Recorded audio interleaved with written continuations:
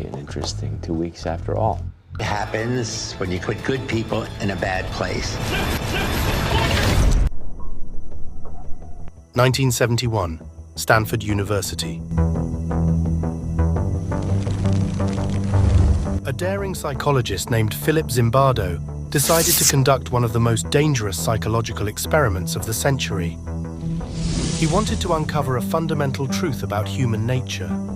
Is evil an inherent part of humanity, or do circumstances turn ordinary people into monsters?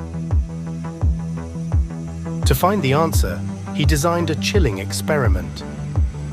In the basement of Stanford University, he built a realistic prison and recruited 24 healthy college students. These volunteers were divided into two groups. Half became prisoners, half became guards. At first, it seemed like a simple experiment, but what unfolded inside those dark corridors went far beyond what anyone had imagined. Within just 6 days, the experiment spiraled into chaos, revealing the terrifying depths of human psychology.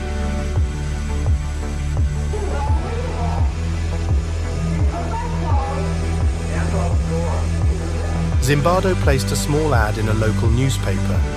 "We need male students to participate in an experiment on living in prison. $15 a day in compensation." The ad caught the attention of many young men.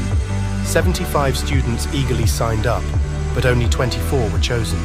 They were all physically and mentally healthy, with no history of violence or psychological disorders. Their roles were decided by a simple coin toss.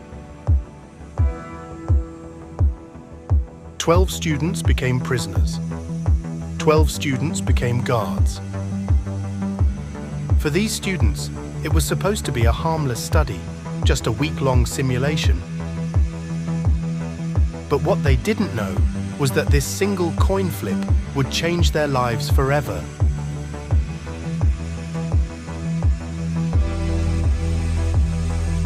On the morning of August 15th, 1971, the experiment took a shocking turn.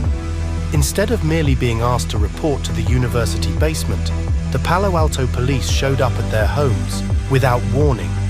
The officers barged in, pinned the students against walls, and pointed guns at their heads. They handcuffed them, blindfolded them, and shoved them into police cars. They were fingerprinted and had mugshots taken, just like real criminals.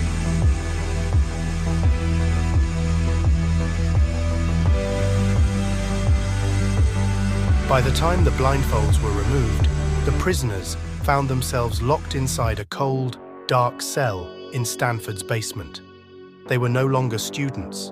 They were inmates, stripped of their identities and reduced to mere numbers.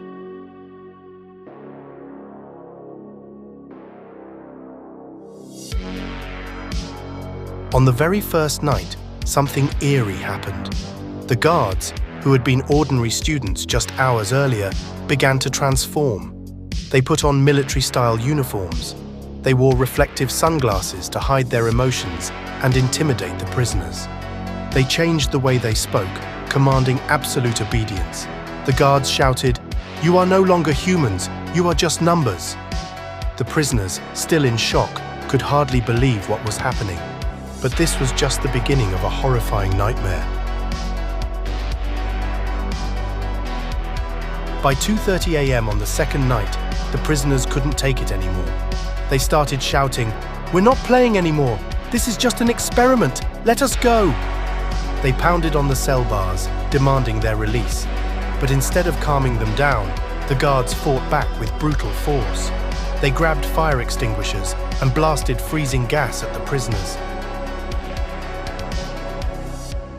They forced them to strip naked and confiscated their mattresses, leaving them to sleep on the cold concrete floor.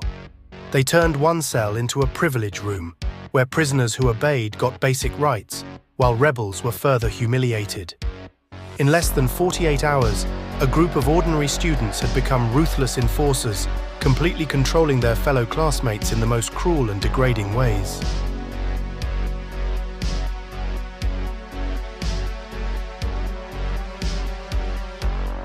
Soon, the guards began introducing bizarre new rules.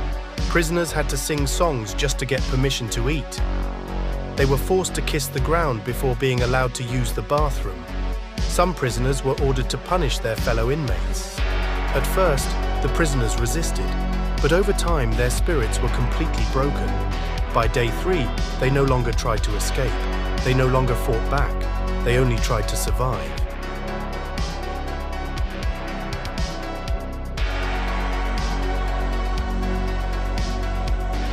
On day 4, the prisoners were finally allowed to see their families, but only for 10 minutes. The moment parents saw their sons, they were horrified. Their children looked drained, dirty, and terrified. One mother burst into tears saying, "This is not an experiment anymore. This is real torture." Some parents demanded the experiment be stopped, but Zimbardo, now completely absorbed in his role as the prison warden, dismissed their concerns.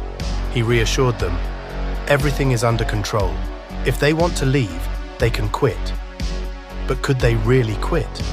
The truth was, by this point, the prisoners were so psychologically manipulated that none of them felt like they had a choice. By day 5, the abuse escalated to extreme psychological and physical torture. One prisoner completely broke down, screaming, "I can't take this anymore." Another collapsed from emotional exhaustion. Some refused to eat just to exert the only control they had left. But the guards only became more cruel.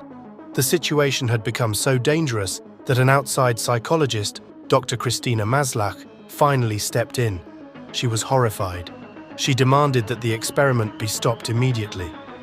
Realizing how out of control things had become, Zimbardo finally ended the experiment on day 6, far earlier than planned.